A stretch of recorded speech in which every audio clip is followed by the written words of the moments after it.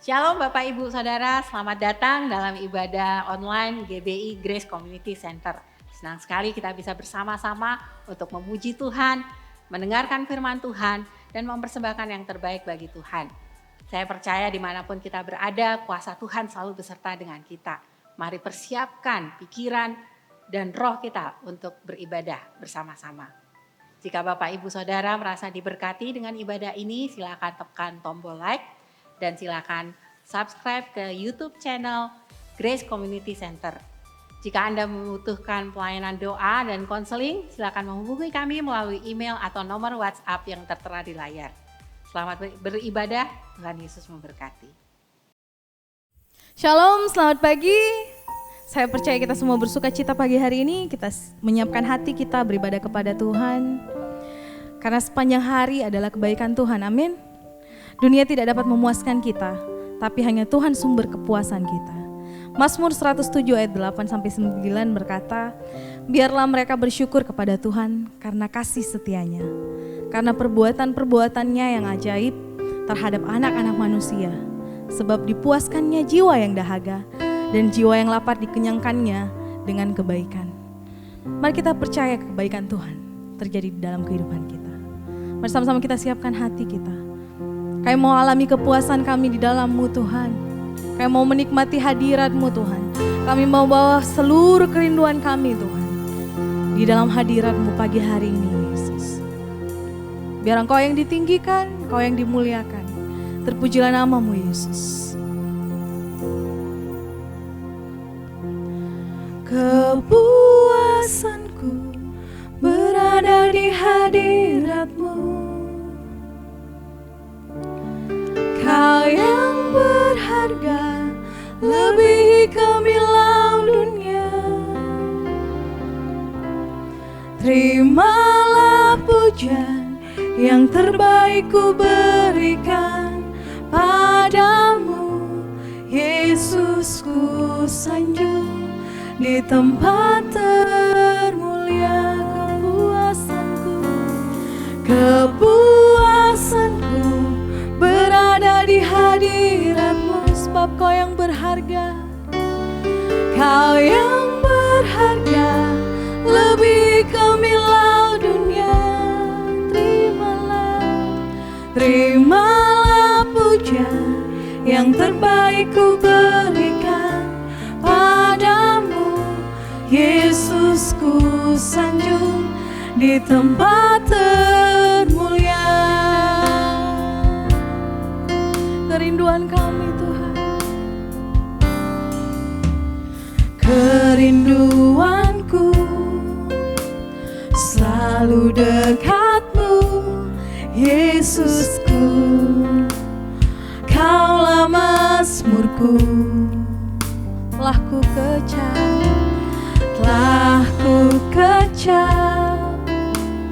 telah ku lihat kemurahan-Mu berlimpah atasku. Kepuasanku berada di hadirat-Mu. Kau yang berharga, Kau yang berharga lebih gemilang dunia. Terimalah Tuhan, terimalah pujian yang terbaik ku berikan padamu. Yesus, ku sanjung di tempat termulia. Kami puas Tuhan, kepuasanku berada di hadirat-Mu. Kau yang berharga, Kau yang berharga lebih gemilang dunia. Terimalah pujian yang terbaik ku berikan padamu. Yesus, ku sanjung di tempat termulia. Kami mau bawa kerinduan kami dengan segenap hati kami Yesus. Kerinduanku selalu dekat-Mu Yesusku. Kaulah mazmurku, telah kulihat Telah ku kecap, telah ku lihat kemurahan-Mu berlimpah atasku. Kepuasanku berada di hadirat-Mu, sebab Kau yang berharga, Kau yang berharga, lebih gemilau dunia. Terimalah puja yang terbaik ku berikan padamu, Yesus ku sanjung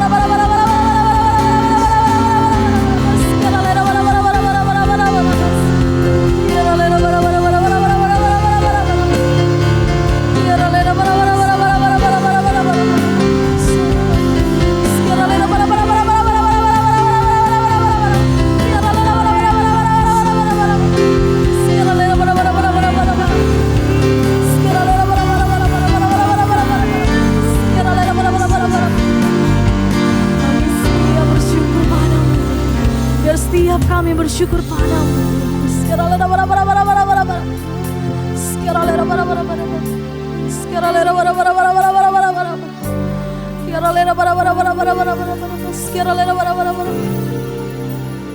Ku sembah Kau, ya Allahku.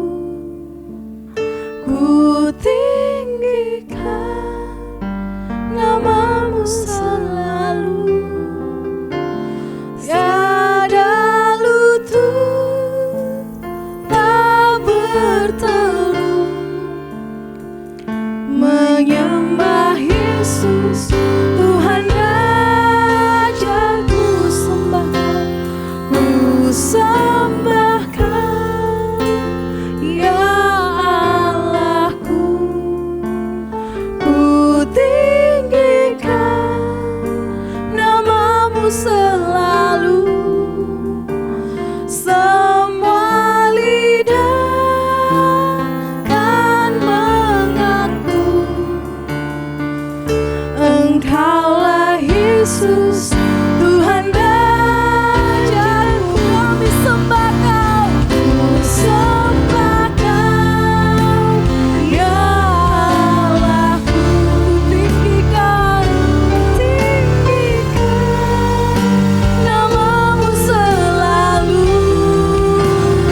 Tiada lutut tak bertelut menyembah Yesus, menyembah Yesus Tuhan Rajaku. Kau ku sembah Kau, ya Allahku. Ku tinggikan nama-Mu selalu. Semua lidah kan mengaku Engkaulah Yesus Tuhan Rajaku. Semua lidah kan mengaku Engkaulah Yesus, Engkaulah Yesus Tuhan Rajaku. Semua lidah kan mengaku, semua lidah kan mengaku Engkaulah Yesus Tuhan Rajaku. Haleluya Yesus. Dan lutut bertelut menyembah Engkau Tuhan. Semua lidah mengaku Engkaulah Raja kami Tuhan. Terpujilah nama-Mu Yesus, sebab Kau Allah kami yang besar Tuhan. Kami mau setia kepadamu Tuhan. Haleluya. Wahyu 2 ayat 10b berkata, hendaklah engkau setia sampai mati, dan aku akan mengaruniakan kepadamu mahkota kehidupan. Kita percaya bahwa mahkota kehidupan menanti kita, orang-orang yang setia kepada Tuhan. Mari kita siapkan hati kita menyambut firman Tuhan. Tuhan, kami percaya Tuhan, rancangan-Mu sempurna bagi kami. Kami serahkan hidup kami, Kau yang murnikan kami dengan Roh-Mu Bapa. Sebab hidup kami mau menggenapi firman-Mu Yesus. Hidupku menggenapi firman-Mu, tanda mujizat sertai tiap langkahku. Kau bersamaku di dalamku, jadi bukti kebesaran-Mu. Hidupku menggenapi firman-Mu, tanda mujizat sertai tiap langkahku. Sebab Kau bersamaku, Kau bersamaku di dalamku, jadi bukti kebesaran-Mu. Kau Tuhan yang sempurna.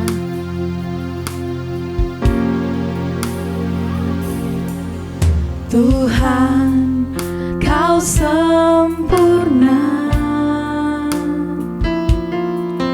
dalam rencanamu dan karyamu.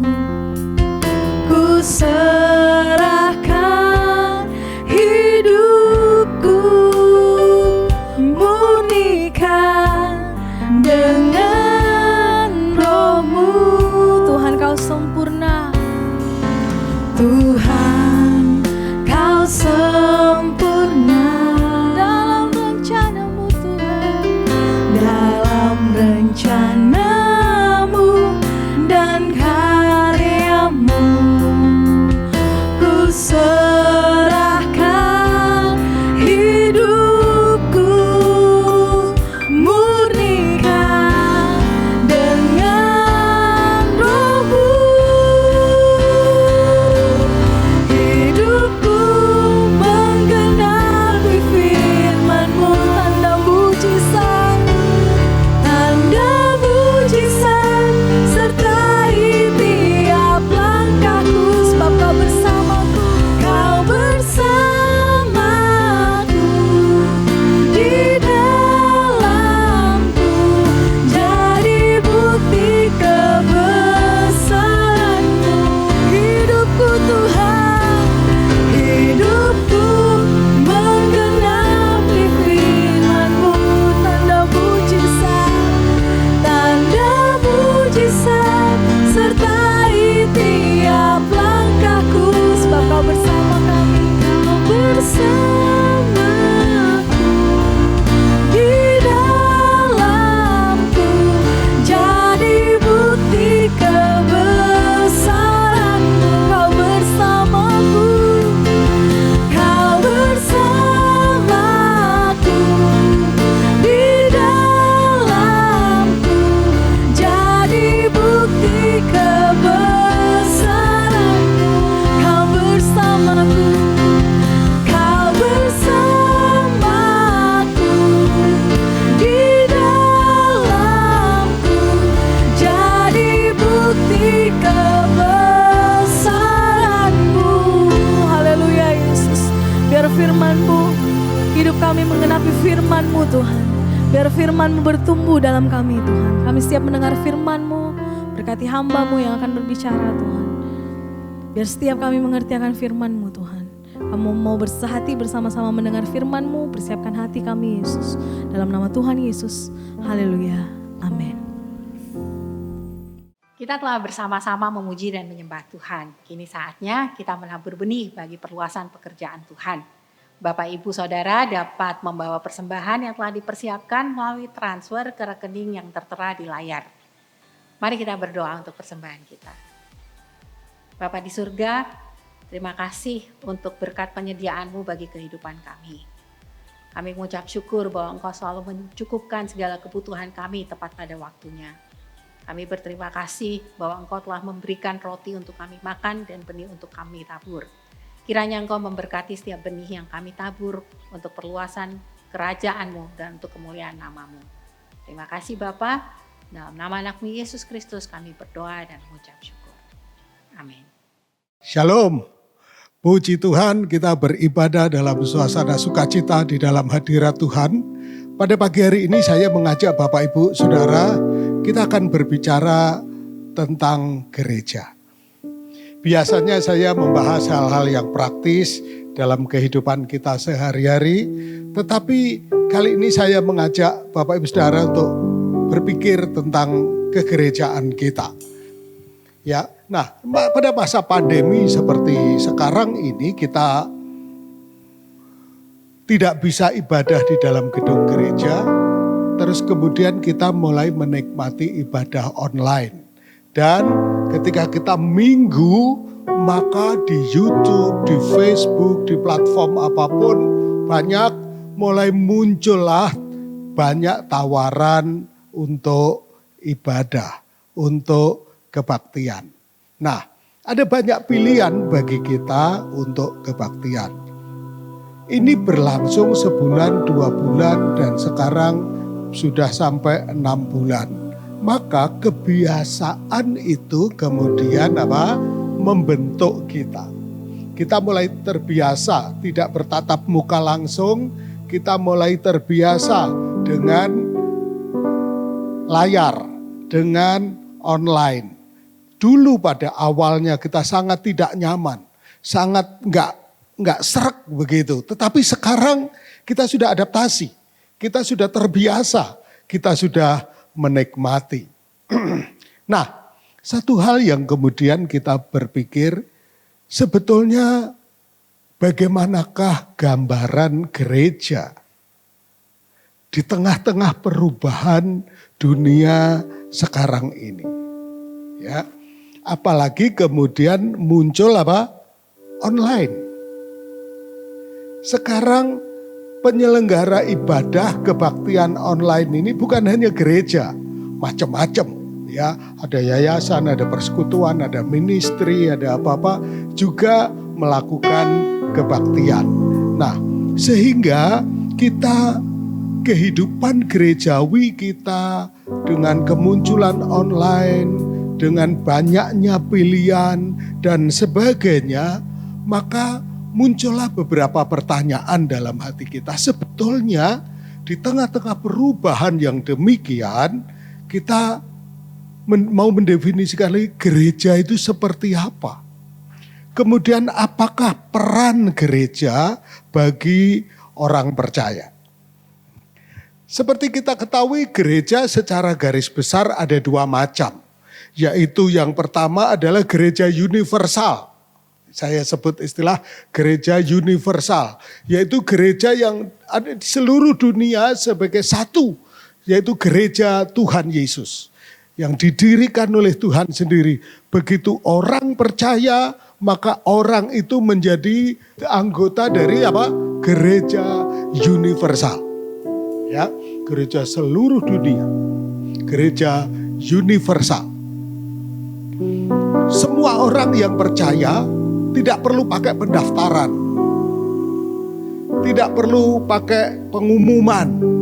Langsung begitu dia percaya mengaku Yesus adalah Tuhan, dia anggota gereja universal. Gereja seluruh dunia ini merupakan satu gereja, yaitu gereja dengan Yesus sebagai kepala dari gereja, ya. Nah, tapi selain gereja universal, ada yang namanya gereja lokal. Gereja lokal yaitu gereja dengan sistem tertentu, baik sistem pemerintahannya, sistem manajemennya, sistem atau teologianya dan sebagainya ya. Jadi ada gereja universal, tapi ada juga gereja gereja lokal. Nah, gereja ini bukan sekedar kumpulan orang percaya, ya. Bukan sekedar karena orang percaya dan berkumpul, maka dia bisa menyebut diri gereja. Tidak, karena gereja memiliki gambaran yang luas yang disebut dengan gereja. Ya. Nah, kitab Efesus memberi gambaran 5 perumpamaan tentang gereja. Ya. Gereja yang pertama diumpamakan sebagai tubuh. Gereja diumpamakan sebagai tubuh dan kita adalah anggota-anggota tubuh Kristus. Yang kedua, gereja sebagai bangunan. Gereja sebagai bangunan. Yang ketiga, gereja sebagai keluarga. Ya, gereja sebagai keluarga. Keempat, gereja sebagai mempelai. Dan kelima, gereja sebagai prajurit. Nah, masing-masing perumpamaan memberikan pengertian khusus tentang gereja. Nah, kita sekarang akan membahas 2 gambaran di dalam kitab Efesus. Saya bacakan dari Efesus 2 ayat 19, 20 dan 21. Firman Tuhan demikian.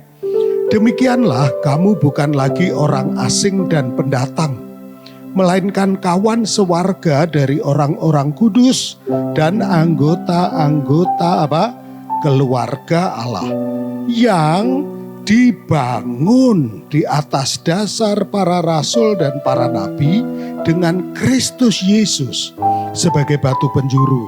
Di dalam Dia tumbuh seluruh bangunan rapi tersusun menjadi bait Allah yang kudus di dalam Tuhan.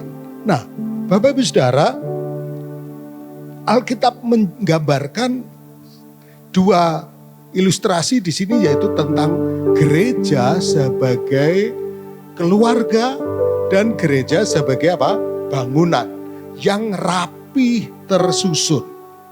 Nah, kalau gereja diumpamakan sebagai bangunan, berarti ini bicara tentang ordering, tentang keteraturan, tentang ketertiban, tentang satu pola yang jelas. Ada keteraturan dan ketertiban. Sama seperti bangunan ini, semua teratur. Batu-batu tidak asal ngumpul. Karena kalau batu-batu asal ngumpul, orang tidak menyebut itu sebagai rumah. Kalaupun ada nyebut rumah tikus, gitu ya. Tidak. Tapi setelah rapi tersusun, strukturnya jelas, barulah bisa disebut itu rumah. Maka ketika kita berbicara gereja sebagai bangunan, maka kita berbicara tentang adanya struktur yang jelas, adanya sistem yang jelas, adanya keteraturan yang jelas. Dan itu baik bagi kita, ya.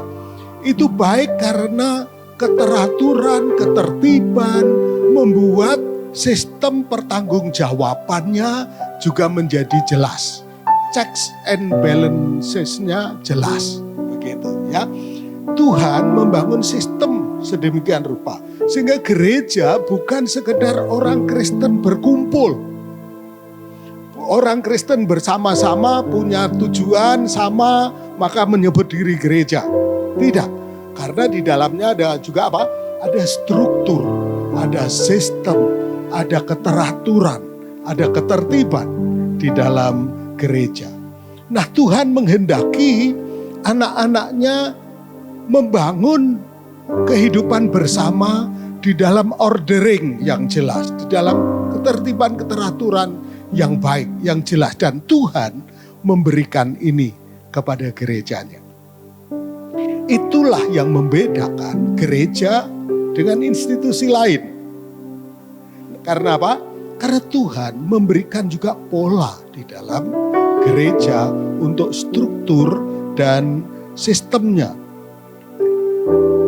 Yang kedua, gereja sebagai keluarga.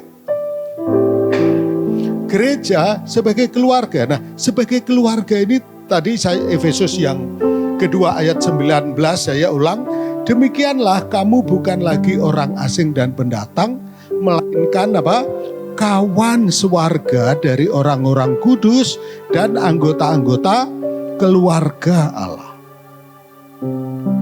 Bahkan Paulus di bagian lain di 1 Timotius 3 ayat 15 berkata, jadi jika aku terlambat, sudahlah engkau tahu bagaimana orang harus hidup sebagai keluarga Allah, yakni jemaat dari Allah yang hidup, tiang penopang dan dasar kebenaran. Nah, gereja digambarkan sebagai apa, Bapak Ibu Saudara? Keluarga. Nah, gereja sebagai keluarga ini berarti gereja sebagai sebuah organisme, bukan sekedar organisasi. Ada gambaran yaitu keluarga. Keluarga, dalam keluarga setiap anggota keluarga diikat menjadi satu. Yang pertama oleh kehendak Allah. Allah menghendaki setiap orang tertanam dalam satu keluarga. Tertanam di situ oleh kehendak Allah dan diikat di dalam kasih Allah. Maka keluarga bicara tentang love, bicara tentang kasih yang mengikat setiap kita. Ya. Keluarga kita supaya kita menjadi satu agar kasih dan kebajikan bisa diwujudkan secara bertanggung jawab terus menerus menjadi gaya hidup di di dalam keluarga kita. Ya. Kita berbuat baik kepada orang, kepada tetangga kita baik, kepada sahabat kita baik, kepada teman kita juga baik. Tetapi kepada keluarga kita itu sudah menjadi gaya hidup, itu sudah menjadi tanggung jawab bersama yang berbeda dengan teman, dengan sahabat dan sebagainya. Ya, gereja seperti itu. Keberadaan anggotanya karena kehendak Allah dan bersama-sama bertumbuh untuk apa? Untuk mengalami kebajikan, kebaikan bersama-sama. Nah, justru karena kita memahami gereja sebagai keluarga, kita berkumpul bersama-sama, melakukan bersama-sama, maka kekristenan kita menjadi tetap down to earth, membumi. Coba bayangkan kalau misal kekristenan kita ini hanya kita berkata, aku ini anggota gereja universal, gereja seluruh dunia. Maka akibatnya apa? Kekristenan kita tidak membumi. Di dalam keluarga, kita melakukan segala sesuatunya yang kita kerjakan untuk menyenangkan Tuhan, maka di dalam keluarga yang jelas, salah satu keuntungannya yaitu apa? Kita bisa melihat prosesnya, pertumbuhannya, dan buah-buahnya. Saya ulang, karena gereja sebagai keluarga, di mana keanggotaannya diikat oleh kasih Tuhan, maka apa? Yang kita lakukan bersama, kita melihat prosesnya, kita melihat pertumbuhannya, dan kita melihat buah-buahnya. Kalau kita hanya terikat universal saja, maka apapun yang kita lakukan hanya percikan-percikan di lokasi tertentu, sporadis, sekali-sekali, dan kita tidak tahu apa yang kita lakukan itu kemudian bagaimana prosesnya berlangsung. Pertumbuhannya bagaimana kita tidak tahu. Bahkan akhirnya buahnya seperti apa kita tidak jelas. Karena itu Tuhan menanam setiap orang dalam keluarga Allah, dalam gereja lokal tertentu. Supaya proses pertumbuhan dan buahnya menjadi jelas. Kadang orang berpikir, tapi repotlah. Tertanam dalam gereja tertentu repot. Kita dikekang, kita menjadi terikat. Terikat mana enak, lebih enak bebas. Kadang-kadang tidak demikian. Seringkali malah tidak demikian. Orang-orang yang tidak memiliki keluarga yang jelas, ada sesuatu yang kosong. Betul? Ada sesuatu yang kurang. Ada sesuatu yang tidak lengkap. Walaupun dia bisa berprestasi, walaupun dia bisa melakukan segala sesuatu dengan milik kepunyaannya, tapi ada kerinduan akan keluarga. Dan Tuhan menanamkan prinsip ini di dalam gereja. Itulah uniknya Tuhan. Dengan adanya keluarga, kita bisa berperan dengan jelas. Karena ada dalam keluarga, maka kita bisa bertumbuh bersama-sama dengan jelas. Bersama dengan siapa? Bahkan ada hal-hal tertentu. Misal contoh saja. Ketika beberapa bulan lalu saya sakit. Saya punya teman banyak. Baik di sini maupun di kota-kota lain. Saya punya teman banyak. Ada hamba Tuhan yang sukses, mereka yang berhasil, hamba Tuhan besar yang sering tayang di televisi, YouTube-nya viewernya banyak gitu ya. Saya punya banyak kenalan. Saya pada waktu sakit, saya bisa telepon mereka dan berkata tolong doakan saya. Saya sakit. Saya bisa bercerita kepada mereka tentang pergumulan saya yang sedang sakit. Tetapi saya bersyukur justru saya punya gereja, saya punya jemaat, saya punya teman-teman yang sehari-hari bersama-sama. Saya punya tim pendoa yang mereka dengan tekun mendoakan saya. Saya punya sel grup yang demikian dekat. Saya punya tim pengurus, saya punya tim pelayanan. Nah, pada waktu saya sakit, satu hal yang saya alami, yaitu saya merasa sangat dikasihi. Tindakan mereka nyata. Ketika mereka berdoa karena mereka mengenal saya. Mereka berdoa karena mereka biasa bersama-sama dengan saya. Mereka berdoa karena mereka tahu pergumulan saya. Saya yakin ketika saya hubungi teman-teman saya yang di luar sana, mereka juga berdoa untuk saya. Tapi coba bayangkan, doa orang-orang yang biasa bersama-sama dengan saya dan mengenali hati saya, dan orang yang jauh, tentu sangat berbeda. Betul? Makanya justru di dalam keluarga ini kita kekristenannya menjadi bertumbuh secara otentik, secara nyata, secara natural. Keluarga, gereja sebagai keluarga. Nah, itulah yang digambarkan di dalam kitab Kisah Para Rasul ketika Petrus dipenjara. Karena Petrus terus berkhotbah di Bait Allah, melakukan banyak mujizat, ribuan orang percaya kepada Yesus, meninggalkan kehidupannya yang lama.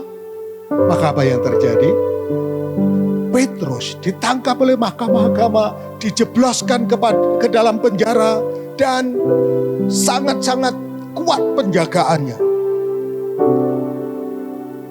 Yang lalu Stefanus baru saja ditangkap, dibunuh.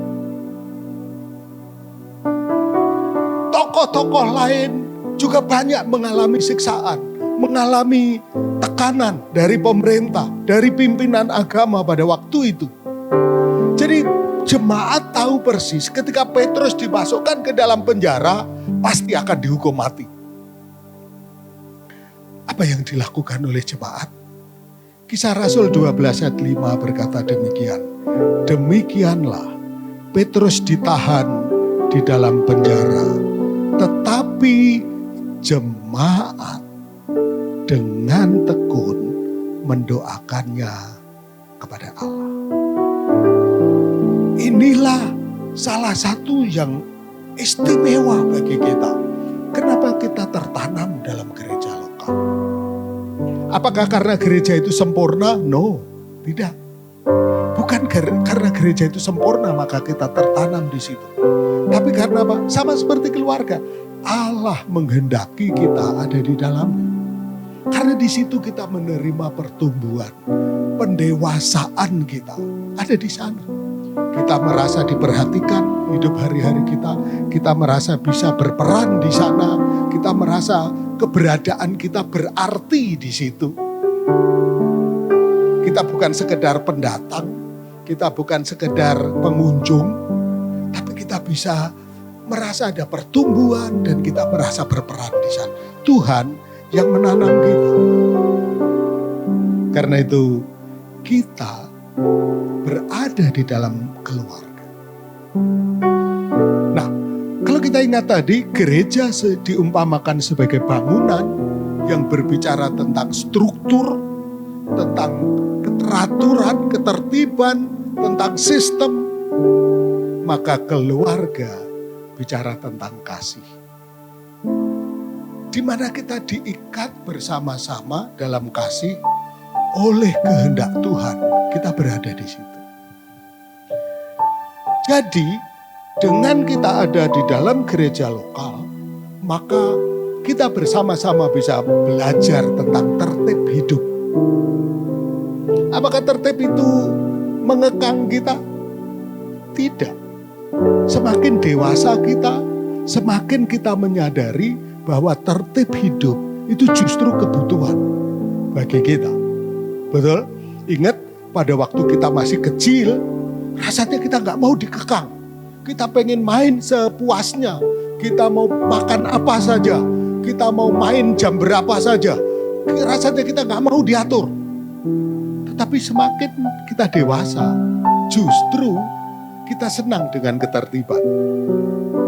Kita membiasakan diri mandi jam berapa, bangun jam berapa, makan jam berapa, menjaga kesehatan kita dan sebagainya.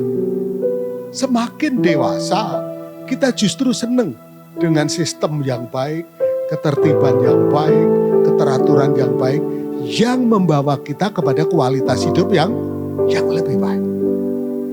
Nah, jadi tertanam di dalam gereja lokal membuat kita bertumbuh dalam kekristenan yang sehat. Kita menjadi orang-orang yang sesuai dengan visi gereja kita, menjadi gereja yang sehat, bertumbuh, dan berpengaruh. Nah, saya melihat ada sisi lain di dalam gereja yang kita dapatkan ketika kita bersama-sama di dalam sebuah gereja lokal, yaitu Amsal 28 ayat 20 berkata demikian. Orang yang dapat dipercaya mendapat banyak berkat. A faithful man shall abound with blessings. A faithful man shall abound with blessings. Orang yang setia akan berlimpah dengan berkat. Di dalam gereja lokal, karena ada kejelasan keanggotaan, ada kejelasan sistem pertanggungjawaban, ada kejelasan arah dan tujuan, ada kejelasan apa yang dikerjakan, prosesnya, pertumbuhannya, dan buah-buahnya, maka tantangan salah satunya adalah kesetiaan. Karena kebersamaan bisa saja ada gesekan, bisa saja ada perbedaan. Justru dalam tantangan seperti itu, kita belajar artinya setia. Kalau kita tidak terikat dalam gereja lokal, kita hanya universal saja, atau kita hanya mengikuti apa yang kita suka minggu ini di sini, minggu ini lihat ini, minggu ini saja, apa yang terjadi? Maka kita tidak tahu kapan kita menjadi orang setia atau tidak setia. Betul nggak? Oh, aku setia setiap minggu ibadah. Aku setia. Oh iya, tapi setianya setia terhadap apa? Oh, setia terhadap Tuhan Yesus. Apakah begitu? Betul. Nah, kesetiaan kita bertumbuh pada waktu kita bersama-sama dengan segala proses yang terjadi. Betul? Nah, dan Alkitab katakan tadi apa? A faithful man shall abound with blessings. Orang yang setia akan berlimpah dengan berkat-berkat Tuhan. Amsal tentu kita ingat. Amsal 20 ayat 6. Banyak orang menyebut diri baik hati, tetapi orang yang setia, siapakah menemukannya? Orang yang setia, siapakah menemukannya? Tuhan Yesus akan menemukan di gereja-gereja lokal kita. Di gereja-gereja lokal yang melayani Dia. Karena di gereja lokal itu kita bertekun, kita belajar tentang kesetiaan. Nah, ini gereja. Tetapi meskipun demikian, kita tahu bahwa di luar ada pelayanan-pelayanan yang lain yang menjadi bagian di dalam pekerjaan Tuhan juga. Ada dalam bentuk yayasan, ministry, persekutuan, dan sebagainya. Ya, nah, pelayanan-pelayanan itu sangat berguna untuk memperlengkapi gereja. Mereka bukan gereja, tetapi berperan dalam memperlengkapi gereja.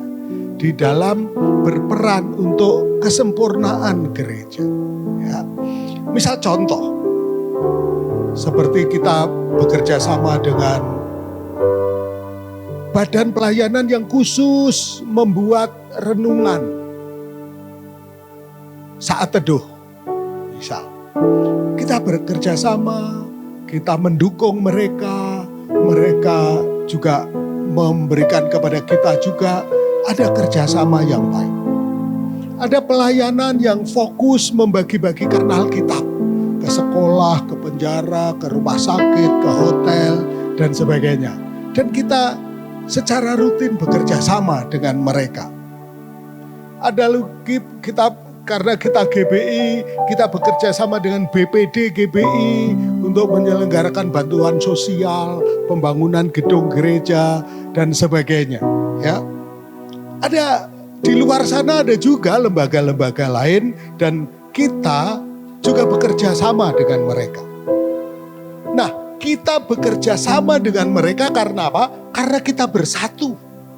Karena kita bersatu, kita jelas kita akan bisa melakukan apa. Karena ada bersatu, kita bisa menghitung kekuatan kita seberapa, peluang apa yang kita bisa lakukan. Jadi kesatuan kita dalam gereja lokal membuat peran kita sejak dalam proses sampai melihat hasil itu ada. Saya ulang, kesatuan kita dalam gereja lokal membuat peran kita sejak dalam proses sampai melihat hasil itu kita lihat. Sehingga dengan demikian kita bisa tetap menjadi maksimal sesuai dengan rencana Tuhan. Oke, nah saya ulang lagi, gereja ada dua, ada gereja universal, ada gereja lokal. Kita berkomitmen dalam gereja lokal agar kita bertumbuh dalam banyak aspek sehingga kekristenan kita bisa menjadi sehat, bertumbuh dan berpengaruh. Kita menjalani prosesnya sampai kita melihat hasilnya. Inilah yang saya yakini kehendak Tuhan bagi kita. Supaya kita menjadi maksimal dalam panggilan Tuhan dan kita menyenangkan Tuhan. Oke, Tuhan memberkati.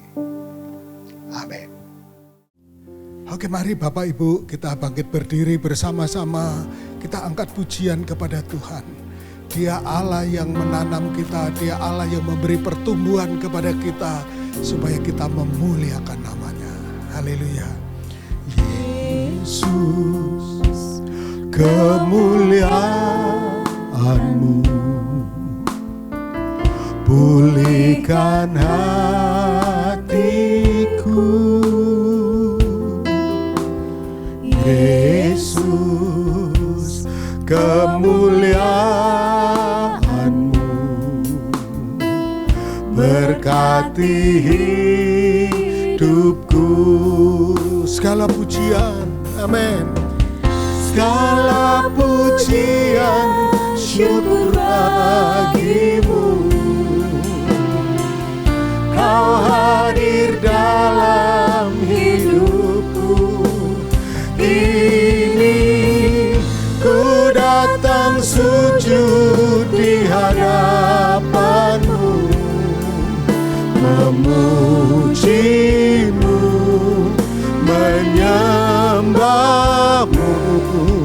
Yesus, ku menyembah-Mu. Segala pujian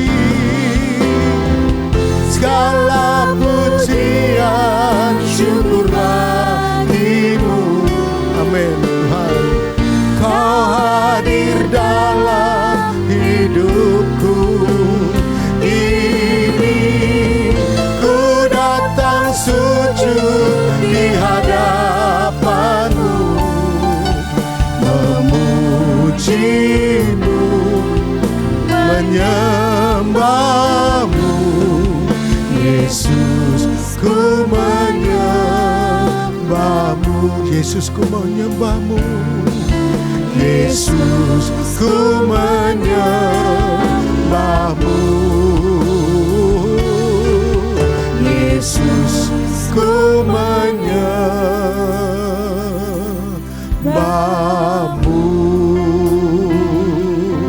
Haleluya Tuhan, kami bersyukur kepadamu karena kami anak-anak-mu, kami biji mata-mu, kami milik umat, milik kepunyaanmu sendiri.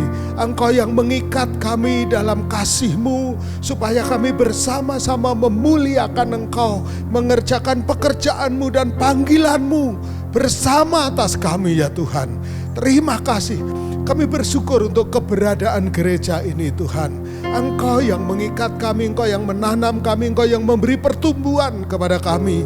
Kami bersyukur Engkau Tuhan yang menambah-nambahkan dengan jiwa yang beroleh selamat. Kami bersyukur kepadamu Tuhan. Engkau yang memulai pekerjaan yang baik ini. Engkau yang akan meneruskannya Tuhan sampai kedatanganmu nanti Tuhan. Kami percaya Tuhan. Karena itu kami bersyukur kepadamu. Kami berdoa Tuhan supaya keberadaan kami, kebersamaan kami terus fokusnya adalah Engkau. Untuk memenuhi panggilan-Mu, amanat agung-Mu Tuhan. Menjangkau bangsa-bangsa, membaptis mereka, memuridkan mereka, dan membuat mereka mengerjakan segala pekerjaan yang Kau percayakan Tuhan. Terima kasih Yesus. Engkau Allah Kepala gereja Yesus. Engkau kepala gereja kami. Engkau juga yang terus setia bersama-sama dengan kami. Berkati jemaat-Mu Tuhan. Dalam usaha dan pekerjaan, keluarga, studi mereka. Tuhan sertai dan Engkau berkati. Apa saja yang diperbuatnya berhasil. Pergumulan jemaat-Mu Tuhan tolong. Tuhan dalam masa pandemi terus Tuhan lindungi, jagai kami. Protek kami bersama Tuhan dalam kuasa-Mu, dalam kekudusan-Mu Tuhan. Terima kasih. Kami terus dukung pemerintah kami. Berdoa bagi pemimpin-pemimpin kami. Hikmat-Mu menuntun mereka, menguasai, membimbing mereka. Sehingga segala keputusan mereka baik dalam penanganan COVID, penanganan ekonomi, penanganan hal-hal aspek yang lain. Tuhan berkati para pemimpin kami. Bekerja sama dengan seluruh masyarakat, seluruh unsur dalam bangsa kami. Tuhan tolong, kami mau sehati, kami mau kompak, mau bersama-sama. Sehingga hal-hal yang baik bangkit di negeri ini. Terima kasih Tuhan, terima kasih, terpuji nama-Mu jemaat. Mari kita angkat tangan bersama untuk terima berkat Tuhan. Kita adalah satu keluarga di dalam Tuhan Yesus. Kasih Allah yang mengikat kita, mempersatukan kita dalam rencana dan panggilannya. Terimalah berkat dari Allah Bapa, kasih sayang Tuhan Yesus dan persekutuan Roh Kudus yang terus menyertai kita mulai saat ini sampai selama-lamanya. Terimalah berkatnya berlimpah-limpah di dalam nama Tuhan Yesus. Semua kita yang percaya katakan amin. Amin. Tuhan memberkati. Haleluya. Salam dari istri saya yang sudah sangat merindukan kita semuanya. Mari terus aktif di dalam sel grup kita. Ya, setiap Rabu kita sel grup gabungan semuanya dan kemudian kita dipisah-pisah sesuai dengan kelompok kita masing-masing. Mari aktif dalam doa-doa kita, baik doa ibu-ibu, doa syafaat, doa pelajar, pemuda, doa pelayan dan sebagainya. Mari kita terus bergairah dan bersemangat di dalam pekerjaan Tuhan. Oke, Tuhan memberkati. Amin.